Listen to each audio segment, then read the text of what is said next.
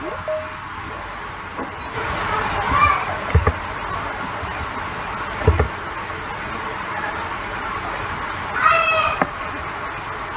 baik teman-teman semuanya. Assalamualaikum warahmatullahi wabarakatuh. Selamat malam. Waalaikumsalam warahmatullahi wabarakatuh, Pak.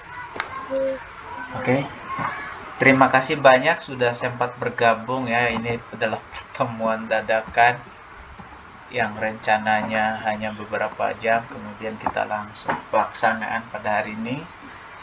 Sekali lagi saya menyampaikan permohonan maaf karena di mana waktu saya memang sangat padat tidak.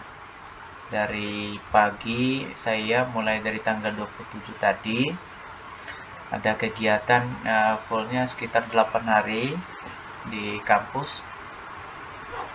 Jadi saya tadi baru nyampe, sebenarnya kita mulainya lebih cepat gitu. Jadi jam 7 harusnya, tapi karena lumayan ya jarak dari Pamulang, saya balik ke Jakarta Barat. Oke, teman-teman, terus dan besok juga saya masih lanjut kegiatan dan saya harus benar-benar kejar deadline waktu kita di minggu ini untuk webinar.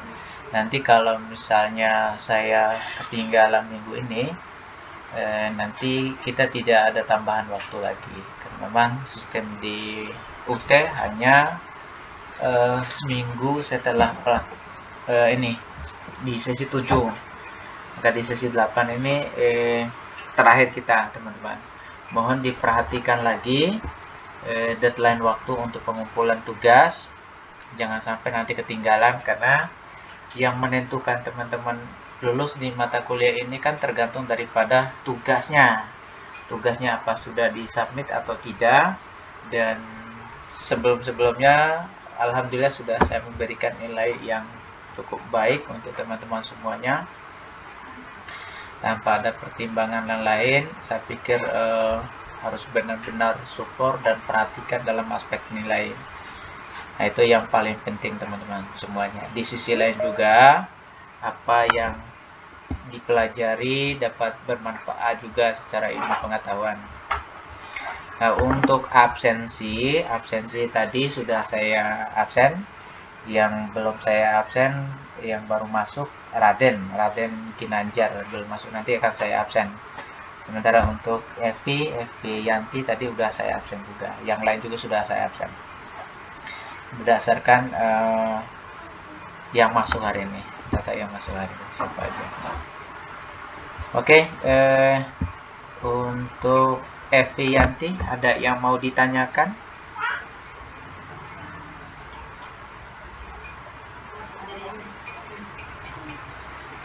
Evi Yanti? Oke. Baik teman-teman, kemarin saya sudah coba buka tugas teman-teman semuanya. Tugas video ada yang sudah mengerjakan, ada yang belum, dan ada yang tidak. Nah, untuk yang baru gabung mohon dibantu list nama ya di pesan Raden Ginanjar sama Lia Latifah.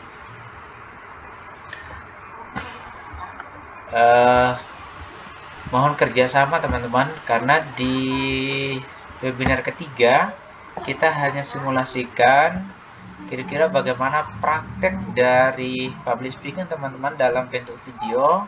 Itu perlu dipresentasikan satu persatu ya.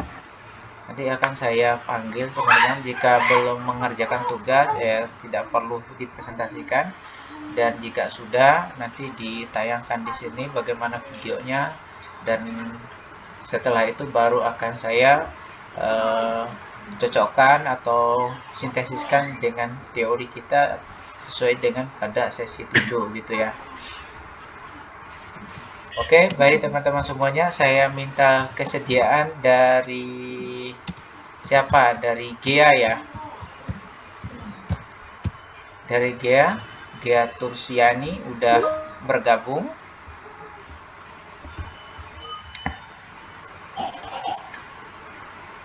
ketiga, bagaimana dengan tugasnya? Apakah Anda sudah mengerjakan tugas? Tugas yang ketiga? Tugasnya sedang dikerjakan, Pak. Oh, sedang. Oke, ya, nggak apa-apa. Terus saya lanjutkan untuk Putri Askia. Putri Askia Maulida. Bagaimana dengan tugasnya? Ya, Pak.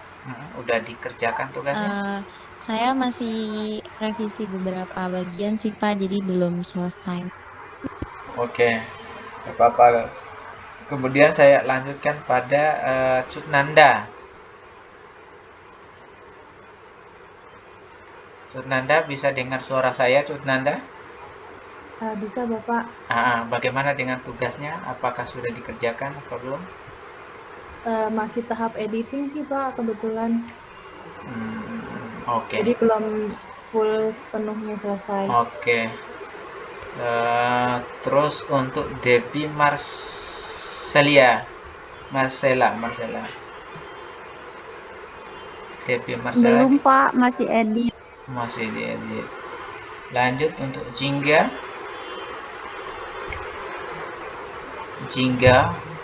Sama Pak. Sama Pak. Raden Ginanjar. Ya Pak. Gimana tugasnya? Apakah sudah dikerjakan? Sudah, tinggal upload Pak. Tinggal di-upload. Malam ini di-upload. Boleh saya minta ini Mas Raden untuk di-share screen videonya? Bentar Pak, saya videonya sih masih di handphone, saya coba kirim dulu ya Pak ya.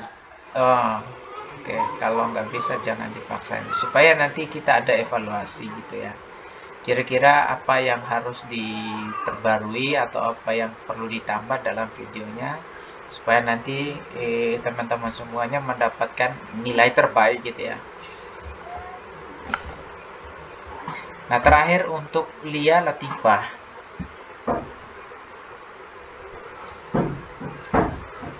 Sudah Pak, ini masih proses editing saja. Masih dalam proses editing. Sambil nunggu Ginanjar, saya mau coba lihat barangkali ada yang sudah mengupload ini. Sebentar ya, saya coba cek dulu untuk 505 di sesi 7. Tugas siapa ini? Tugas 3.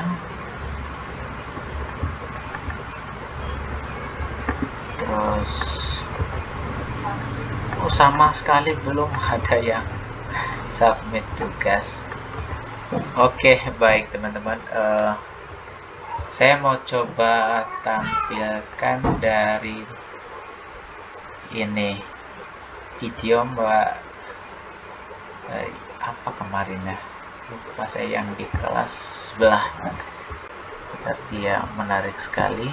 Saya sudah buka videonya untuk publish. Sebentar ya, tugas Mbak Yangga kalau nggak salah ya, Yangga. Saya akan cek nama Ina.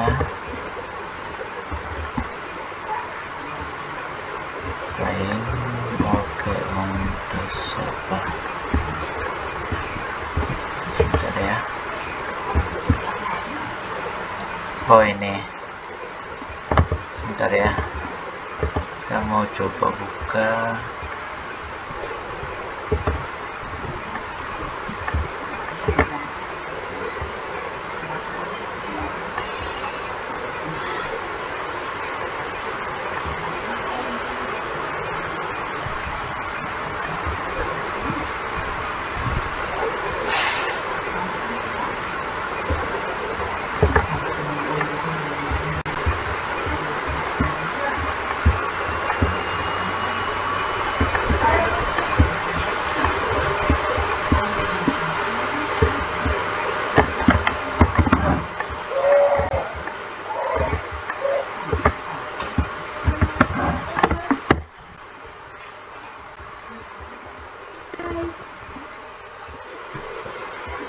Oke, tunggu sebentar ya, saya mau share screen dulu.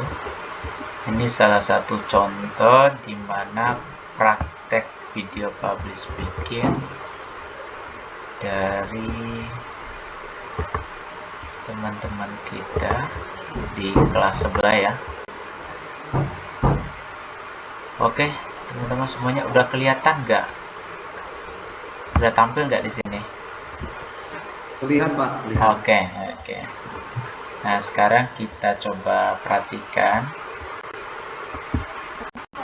Saya yang dari Kasameda, mahasiswa Universitas Terbuka dengan NIM Suara jelas nggak suaranya? Jelas Pak, jelas. Oke, kita lanjut lagi ya. Coba perhatikan. 0749. Pada video kali ini saya akan memberikan satu pidato dengan topik pentingnya literasi digital di era zaman sekarang.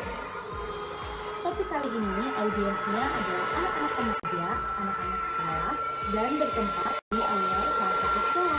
Acara dikemas dengan banyak interaksi, kemas secara ringan supaya mendapat kesan hangat dan merangkul.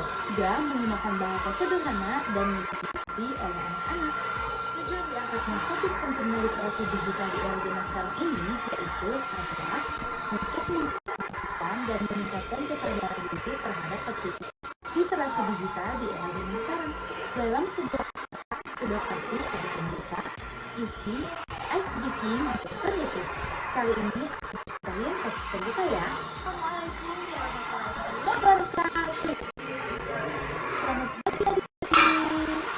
Udah pada sarapan belum? Kalau udah pada sarapan berarti udah semangat belajar 5 materi hari ini. Pertama, perkenalkan, saya Yanda dari Universitas Terbuka Bandung atau adik-adik semua dipanggil Yanda. Sapa dulu. Hai Kak Yanda. Ini Kak Yanda akan cerita kepada adik-adik semua tentang literasi digital di era zaman sekarang. Sebelum lanjut ke isi, aku akan ajak dulu audiens untuk ice breaking. Berikut contoh ice breakingnya. Sebelum Kak Yanda mulai ke materi, kita berdiri dulu ya semuanya. Dan semangat. Semangat. Semangat. Itu kan tadi contoh pembuka acara informal. Sekarang aku mau contohin bagian isinya ya. Kira-kira udah ada yang tahu belum apa sih literasi digital itu? Jadi literasi digital ini adalah kemampuan kita menggunakan teknologi dengan baik dan bijaksana. Ayo, di sini kira-kira siapa yang adik-adik udah main sosial media? Supaya kita tahu bagaimana cara memanfaatkan teknologi dan bagaimana cara memanfaatkan media sosial dengan baik. Oke, saya ringkas saja videonya ya. Teman-teman sudah cukup ini jelas bagaimana video yang dipraktekkan oleh Mbak Yangga gitu, Mbak Yangga Liva Sandea. Dan itu sudah sangat cukup jelas. Baik, saya akan lanjutkan. Nah, teman-teman, ini sebagai contoh untuk nanti yang belum submit tugas perlu melihat bagaimana ekspresi video dan kemudian bagaimana nada suara, ada peran komunikasi verbal dan ada peran komunikasi nonverbal seperti hal yang disampaikan dalam teori komunikasi tekstual dan kontekstual. Dalam ilmu public speaking teman-teman semuanya tadi prakteknya sangat menarik ya. Saya melihat dari sekian banyak video yang sudah disubmit dari kelas sebelah, hanya satu video yang paling menarik, yaitu tadi video yang saya tampilkan, dimana ketika Mbak Yangga mulai public speaking, dia menyapa peserta dan mengajak untuk ngobrol dengan nada yang benar-benar ada ajakan interaktif gitu ya, sehingga tidak kaku dalam penyampaian sebuah public speaking, dan para peserta pun terasa semangat dan karena keceriaan yang ditampilkan oleh Mbak Yangga tadi. Tentunya berdasarkan ekspresi wajah. Dalam ilmu public speaking ini kita harus membuat orang lain terasa semangat, terhibur, pada intinya lebih kepada hal-hal yang positif.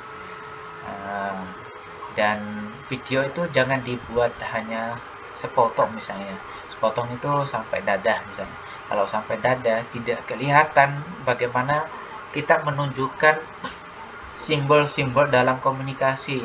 Misalnya komunikasi nonverbalnya. Jadi ada gerakan-gerakan yang perlu dipraktekkan juga oleh teman-teman semuanya, bukan hanya sekedar gaya komunikasi, tetapi gaya ekspresi wajah, gaya ekspresi atau gestur tubuh. Nah, itu perlu ditonjolkan semuanya, karena dimana kita harus benar-benar menerapkan atas dasar teori yang pernah Anda pelajari dan yang didiskusikan oleh Anda semuanya lewat forum diskusi gitu. Di sini saya akan tayangkan sedikit kaitan dengan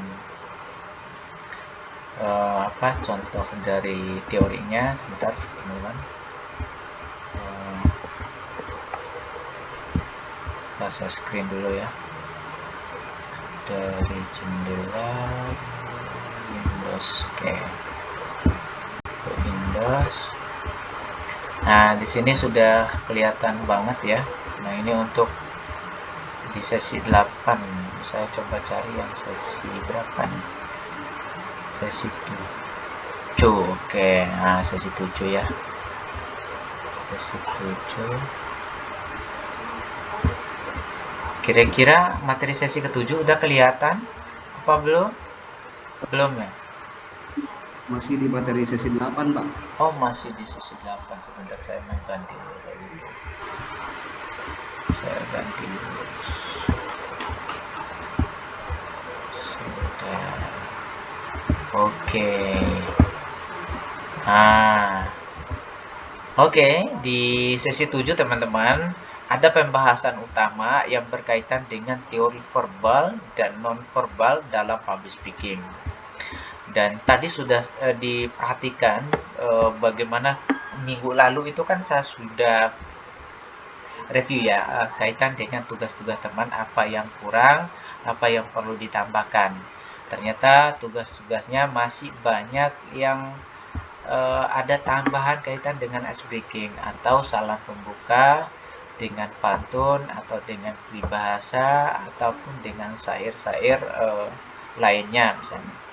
Kemudian di salam penutup juga perlu ada tambahan, dan ice breaking juga harus ada. Tadi sudah dipraktekkan oleh Mbak Yangga. Dan untuk bocoran, seperti video Mbak Yangga tadi, saya kasih nilai tertinggi loh teman-teman, 99.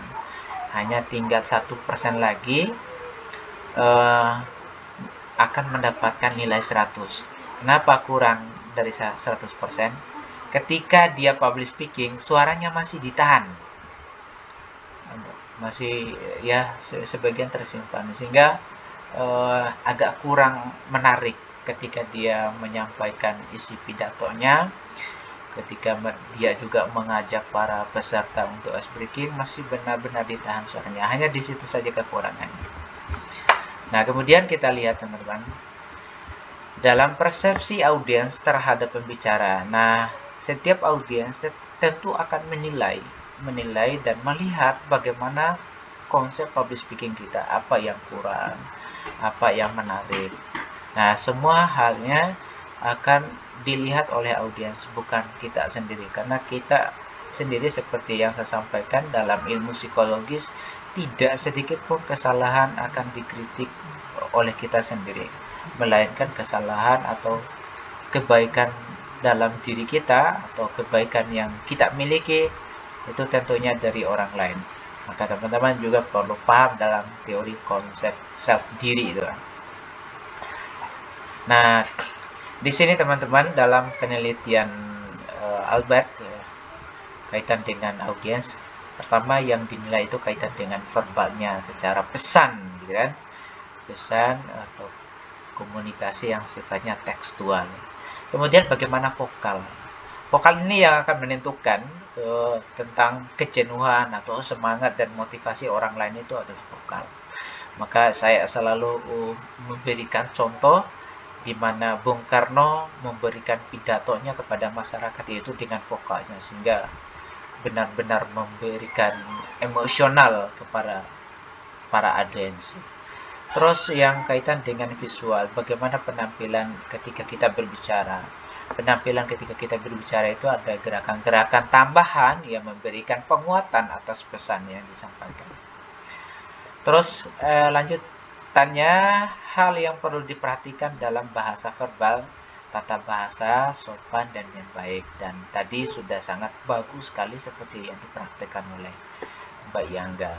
Tata bahasa mencerminkan kualitas pribadi dan tingkat intelektual. Nah, kalau orang intelektual dalam public speakingnya rasanya enak sekali ketika kita mendengarnya, menyimak apa yang disampaikan itu terkonsep, jelas arah dan tujuannya, sangat-sangat berisi. Jika saya cerita, ini bukan saya melemahkan teman saya. Ada orang yang saya kenal, dia itu pandai dalam menulis. Dalam waktu 3 minggu, nggak nyampe dalam 1 bulan, dia bisa menulis satu buku dengan jumlah halaman itu sekitar 300 sampai 400 halaman. Luar biasa sekali kalau dalam konsep menulis. Tapi ketika giliran public speaking, dia tidak memiliki kemampuan akan hal itu. Walaupun memiliki jurusan yang sama seperti saya, dia keahliannya dalam komunikasi, tetapi ketika dia berbicara tidak terstruktur, tidak terkonsep, dan apa yang disampaikan kadang-kadang membuat orang bingung. Ini orang ngomong apa gitu. Nah, diupayakan semaksimal mungkin dalam ilmu public speaking ini singkat, padat, kata-katanya jelas, bahasanya juga sopan, bermoral dan beretika. Itu harus diutamakan dalam ilmu public speaking.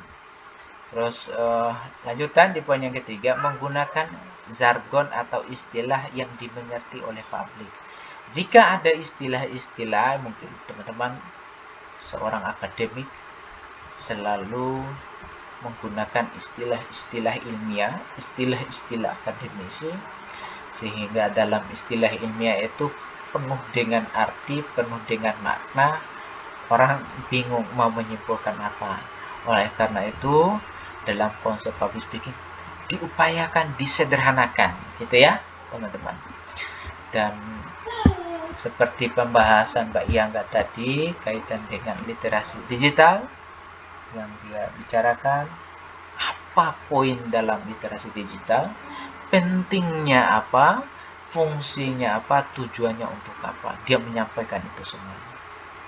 Kemudian bahasa yang gaul, hindari menggunakan bahasa gaul saat berbicara dalam suasana formal, misal eman untuk menggantikan kata memang gitu, enggak, atau menggantikan dengan kata tidak gitu. Jadi emang ini dia bervariasi juga maknanya, kadang istilahnya percaya, kadang juga istilahnya ketidakkepercayaan terhadap sesuatu.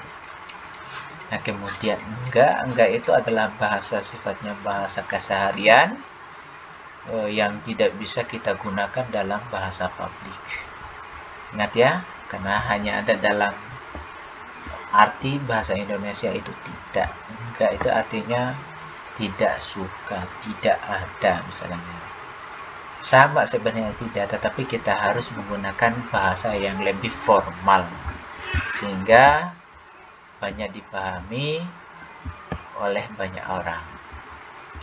Kemudian bahasa tubuh, kontak mata.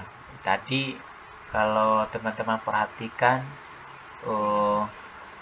Mbak Yangga itu selain daripada kontak mata, ekspresi wajah, gestur tubuh atau sikap tubuh, gerak-gerik tangan, gerak-gerik tubuh, posisi kaki, cara berdiri, dia memperlihatkan itu semua. Mudah-mudahan teman-teman pada saat proses editing video dilihat dari materi ini, tolong disesuaikan ya, disesuaikan kira-kira apa yang harus saya tunjukkan. Coba tag video itu yang menarik gitu. Usahakan harus penuhi semua isi teori di sini. Ingat, kontak mata perlu diperhatikan, ekspresi wajah jangan jenuh, harus semangat gitu yo. Gestur atau sikap tubuh. Jangan ngikutin cara saya. Saya udah lemas dari pagi ini kan. Jadi moodnya udah berkurang. Kira-kira begitu. Teman-teman semuanya.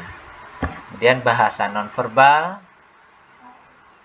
personal grooming, misalkan rapi, bersih, serasi, dan sepatu hingga rambut kepala. Semuanya harus tampil bagus. Jangan sampai misalkan laki-laki lagi bikin video, kelihatan di belakangnya ada asbak rokok misalnya. Atau bajunya kurang rapi. Atau misalkan lagi pakai anting, aksesoris. Ini kurang menarik untuk kalangan akademik. Kemudian kerapian berbusana. Lagi-lagi saya kembali pada videonya yang tadi. Kemudian pelengkap busana apa saja, terus perhiasan dan aksesoris. Laki-laki juga perhatikan, kalau mau serapi-rapi mungkin pakai dasi, pakai kemeja atau pakai batik gitu. Atau busana, sesuaikan dengan tempat dan suasana. Dan sesuaikan apapun yang menjadi ciri khas kita ini. Ciri khas kita itu harus diintegrasikan dengan topik pembahasannya. Harus disesuaikan. Terus bahasa nonverbal kaitan dengan gerak-gerik tubuh yang harus dihindari pada waktu berdiri. Misalkan menggoyang-goyangkan badan ke kiri dan ke kanan. Dan tadi itu teman-teman, itu terlalu berlebihan dari Mbak Yana. Itu perhatikan, jangan terlalu banyak gerak-gerik. Nah, kalau kebanyakan kiri kanan, maju mundur, jatuh ya, bahaya. Nanti diketawain orang. Kemudian pada waktu duduk menggoyangkan kaki seperti orang yang sedang menjahit sampai badan bergerak semua. Nah, itu kita perhatikan di acara-acara TV nasional itu ketika ada dialog atau debat, acara diskusi, orang-orang itu lebih apalagi lebih tokoh ya, lebih mengutamakan tentang wujud kesopanan. Membersihkan hidung, mencabut bulu hidung, sampai sedetail ini nih materinya, jangan sampai kelihatan. Membersihkan telinga, menguap tanpa tutup mulut. Kalau misalkan ngantuk biasanya tanpa disadari hal ini juga kita dilakukan. Membersihkan mata, jangan sampai ada kotoran-kotoran mata. Bangkis atau batuk tanpa tutup mulut. Nah, ini perlu diperhatikan. Kalau tag video itu dipotong biar nanti lebih menarik hasil videonya. Perlu diperhatikan bahwa bahasa verbal dan non-verbal itu harus saling sejalan, saling melengkapi atau bersifat saling menggantikan. Itu aja untuk materi dari saya, teman-teman. Sampai jumpa. Silakan jika Anda mau mempertanyakan atau mau diskusikan tentang apa yang sudah saya sampaikan tadi.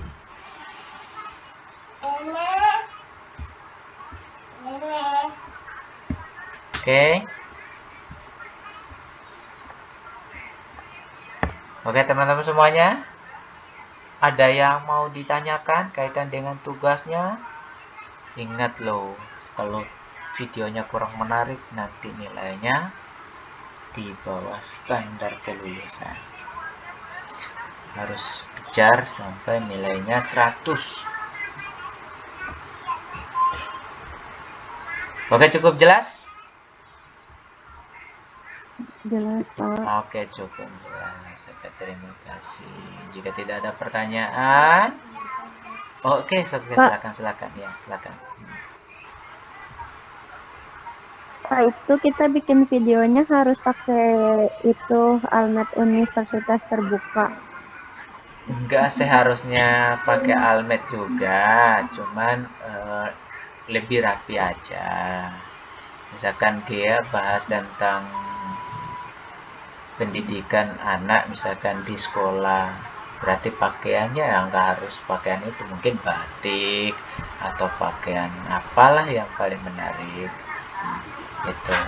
Itu sih tambahan ketika nanti teman-teman praktek ya.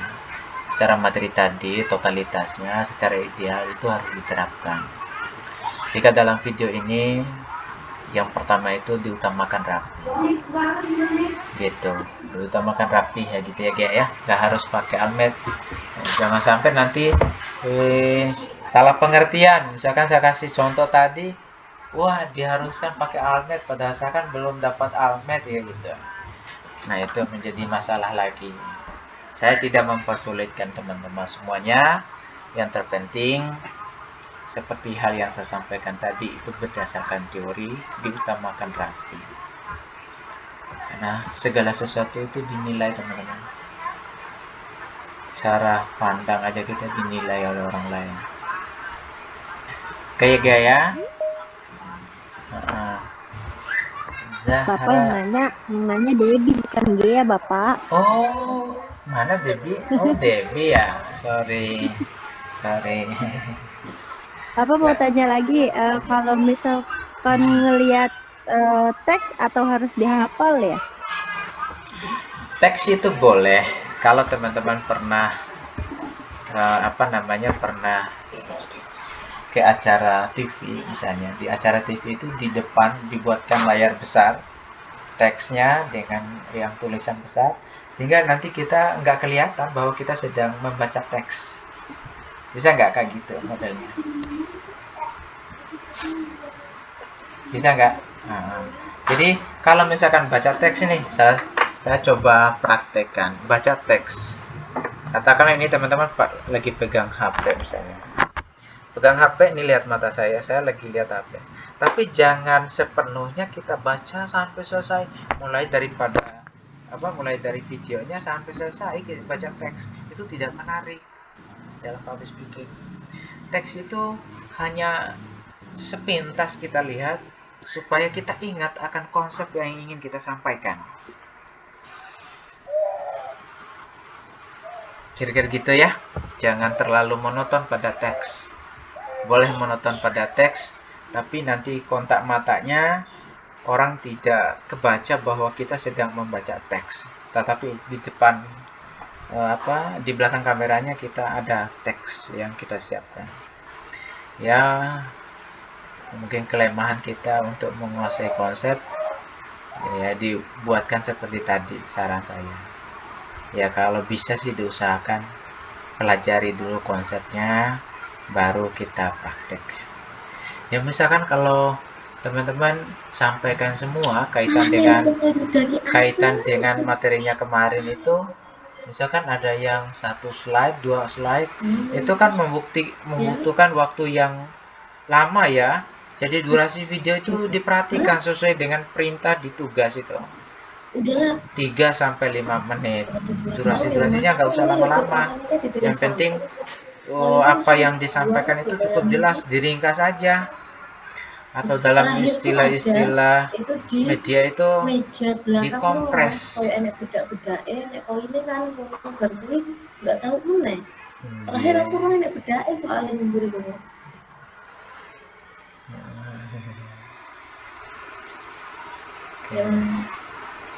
Tuh kayak lihat dong, kalian itu kan lancar ngomongnya. Pak, saya mau nanya Pak. Boleh. Ini kan kebetulan saya pribadi belum selesai untuk mengerjakan tugasnya ya Pak. Dalam kurun waktu kan juga udah mepet sekali. Apabila saat saya pengajuan tugas lalu nilainya itu di bawah rata-rata yang seperti Bapak tadi bilang, kebetulan kan untuk tenggat waktunya sudah selesai ya deadline-nya, itu apakah masih bisa untuk direvisi, Pak? Deadline waktu, oh, ini gini aja. Tadi kan coba diperhatikan lagi materinya di sesi 7. Apakah video ini sudah benar-benar sesuai dengan yang disampaikan oleh materinya atau tidak? Itu buat evaluasi sehingga nanti pada saat submit videonya udah bagus gitu ya. Untuk deadline waktu coba diperhatikan di apa? Saya mau coba lihat dulu sebentar. Kira-kira deadline waktunya sampai kapan ya untuk sebentar saya mau coba buka lagi nih. Sampai kapan? Ini deadline waktu teman-teman semuanya mulai dari 17 November sampai pada 1 Desember.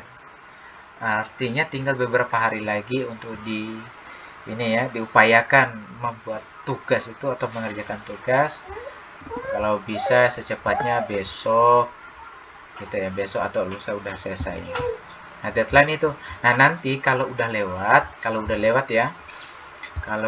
waktunya saya nggak bisa perpanjang karena di situ tidak ada kewenangan saya, kecuali kalau saya ngajar di kampus, saya ngajar Jakarta Barat itu bisa, misalkan masa tenggang waktu, Pak mohon dibantu Pak, Fodi saya ketinggalan, oke saya kasih waktu 1 hari misalnya, tolong dikerjakan, itu bisa. Tapi kalau di sini sudah otomatis, dan ketika ketahuan saya mengubah deadline waktunya, nah kedepannya saya nggak dipakai lagi gitu. Tantangannya ke saya gitu ya, Anda ya diupayakan videonya. Saya contohnya tadi kayak dari tutorialnya Mbak Yangga ya, nanti saya share linknya di grup kita supaya teman-teman bisa perhatikan. Video nggak lama kok, 3 menit sampai 5 menit kok durasinya, nanti dipotong-potong. Berarti itu Mbak Yangga itu bukan video langsung penuh loh, tapi dipotong-potong ya, dipotong-potong, ambil bagus, yang kurang bagus dibuang itu. Oke ya, saya juga mengerti teman-teman sibuk dengan pekerjaannya. Oke, saya mungkin tidak bisa lama-lama, saya juga butuh istirahat ya teman-teman ya. Pak, Ya Pak izin tanya Pak, yang nomor 2 itu kan menganalisis video yang ada di tugas itu kan. Itu berarti dalam satu tugas itu nomor 1 hanya dicantumin link untuk dari YouTube-nya, dan nomor 2-nya kita analisis tugas yang ada di tugas 3 itu kan. Oke, sekarang saya mau saya screen lagi nih. Contohnya dari sebentar. Saya screen lagi ya. Mana tadi? Sebentar. Saya screen lagi. Biar jelas ini. Mana nih? Tunggu muncul ya. Tunggu bentar. Oke. Oh iya, ini sebentar.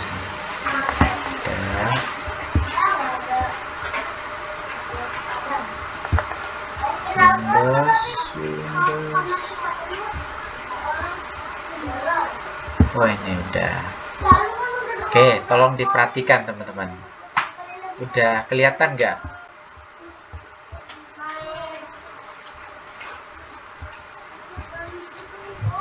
Kelihatan Pak. Oke. Nah ini untuk sampulnya teman-teman perhatikan.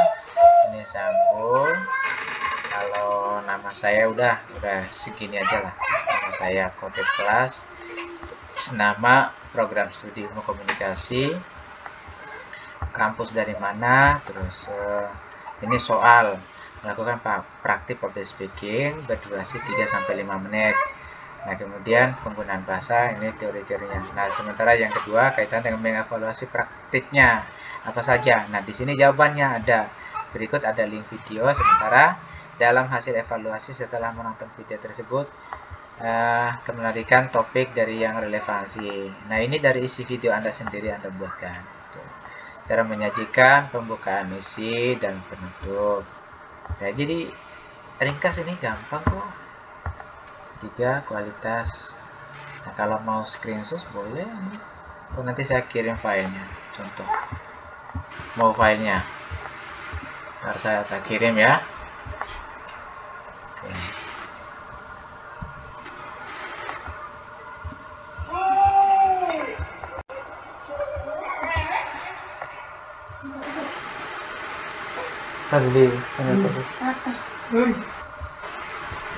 Nah, oke. Udah? Udah cukup jelas? Ada lagi yang mau ditanyakan? Sudah Pak, terima Oke. kasih. Nanti untuk filenya saya share ke grup ya. Nah, oke teman-teman, jika tidak ada yang ditanyakan lagi, saya mohon pamit undur diri. Oh iya ya, saya mau ini dulu, mau ngambil nama tadi, list nama mana ya dari pesan tadi yang belum ke absen. Yang belum ke absen ada 2, Raden Ginanjar sama Lia Zahra Aulia juga ya. Oh, tolong dibantu di grup ya, di grup aja ya teman-teman. Oh, di grup Pak, ini saya untuk share namanya. Oke, di grup aja biar gampang saya nanti kan. Oke, sama Jara, Oke, 3 baik. orang, Raden, Lia, sama Jara. Oke, baik teman-teman, terima kasih banyak ya sudah sempat bergabung. Ini adalah pertemuan terakhir kita. Harapan dan doa saya semoga teman-teman cepat selesai dan mendapatkan gelar ilmu komunikasi dan menjadi pakar komunikasi dan pakar public speaking dalam bidang ilmunya. Sampai jumpa di lain waktu jika Tuhan mengizinkan kita. Sekian, wassalamualaikum warahmatullahi wabarakatuh. Waalaikumsalam. Waalaikumsalam warahmatullahi wabarakatuh.